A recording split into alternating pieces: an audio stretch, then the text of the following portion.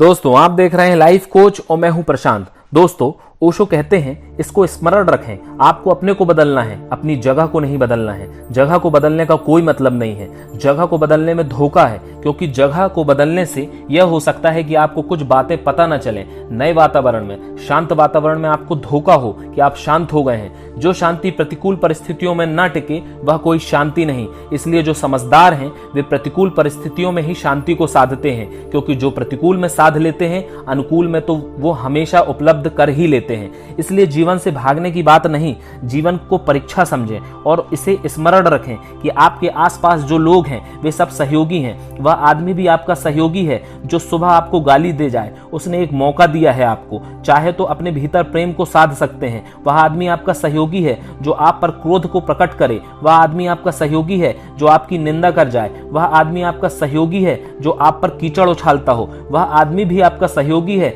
जो आपके रास्ते में कांटे बिछा दे, क्योंकि वह भी एक मौका है और परीक्षा है। और चाहें और उसे पार हो जाएं तो आपके मन में उसके प्रति इतना ऋण होगा जिसका हिसाब नहीं। साधु तो जो नहीं सिखा सकते इस जगत में, शत्रु सिखा सकते हैं। ओशो पुनः कहते हैं कि साधु जो नहीं सिखा सकते इस जगत में, शत्रु सिखा सकते हैं। अगर आप सजग हैं और सीखने की समझ है तो आप जिंदगी के हर पत्थर को सीढ़ी बना सकते हैं, और नहीं तो ना समझ तो सीढ़ियों को भी पत्थर समझ लेते हैं, उनसे ही रुक जाते हैं। अन्यथा हर पत्थर सीढ़ी हो सकती है। अगर समझ हो तो हर पत्थर सीढ़ी हो सकता है। इसे थोड़ा विचार करें। आपको अपने घर में, परिवार में जो जो बातें पत्थर मालूम होती हों, इनकी वजह से मैं शांत नहीं हो पाता, उन्हीं को साधना का केंद्र बनाएं और देखें कि वे ही आपको शांत होने में सहयोगी हो जाएंगी। कौन सी बात आपको नहीं बनाती, परिवार में क्या अड़चन है, कौन सी बात आपको रोकती है। जो बात आपको रोकती हो जरा विचार करें, क्या कोई रास्ता है उसे सीढ़ी बनाने का? हो सकता है बराबर रास्ते हो सकते हैं, और अगर विचार करेंगे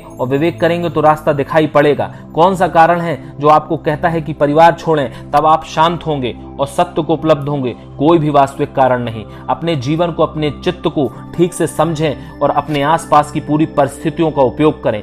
हम क्या करते हैं? परिस्थितियों का उपयोग नहीं करते, बल्कि परिस्थितियां ही हमारा उपयोग कर लेती हैं। हम पूरे जीवन इसलिए घाटे में रह जाते हैं कि हम परिस्थितियों का उपयोग नहीं करते, परिस्थितियां हमारा उपयोग कर लेती हैं। और हम घाटे में इसलिए रह जाते हैं कि हम केवल प्रतिकर्म करते रहते हैं, रिएक्शंस करते रहते हैं, हम कोई कर्म कभी नहीं करते। आपने मुझे गाली दी तो मैं तत्क्षण उसे वजनी गाली आपको देकर रहूंगा। आपने मुझे एक गाली दी, मैं उससे वजनी गाली या 2 गालियां आपको दूंगा, और मैं यह ना सोचूंगा कि यह मैंने केवल एक प्रतिकर्म किया है, एक रिएक्शन किया है। एक गाली दी गई थी, मैंने 2 लौटा दी हैं, यह कोई कर्म नहीं। आप अगर अपने 24 घंटे के जीवन को देखें तो आप पाएंगे उसमें सब प्रतिकर्म हो रहे हैं। कोई कुछ कर रहा है, आप उसके उत्तर में कुछ कर रहे हैं। मैं आपसे पूछूं, आप ऐसा भी कुछ कर रहे हैं क्या जो किसी का उत्तर नहीं? कोई काम आप ऐसा भी कर रहे हैं क्या जो किसी का उत्तर नहीं, जो किसी का उत्तर ना हो, जो किसी के कारण रिएक्शन में पैदा ना हुआ हो, जो प्रतिक्रिया ना हो? वह कर्म है, वह कर्म ही साधना है। इसको जरा विचार करेंगे तो आप देखेंगे कि आप 24 घंटे प्रतिकर्म कर रहे हैं। दूसरे कुछ कर रहे हैं, उनके उत्तर में आप कुछ कर रहे हैं। आपने कुछ किया है अभी तक जो सिर्फ आपने किया हो, जो आपसे पैदा हुआ हो, आपसे आया हो, उसे थोड़ा देखें और उसे साधें, तो ठीक परिवार में और घर में और संसार के बीच आप सफलता को हासिल कर लेंगे।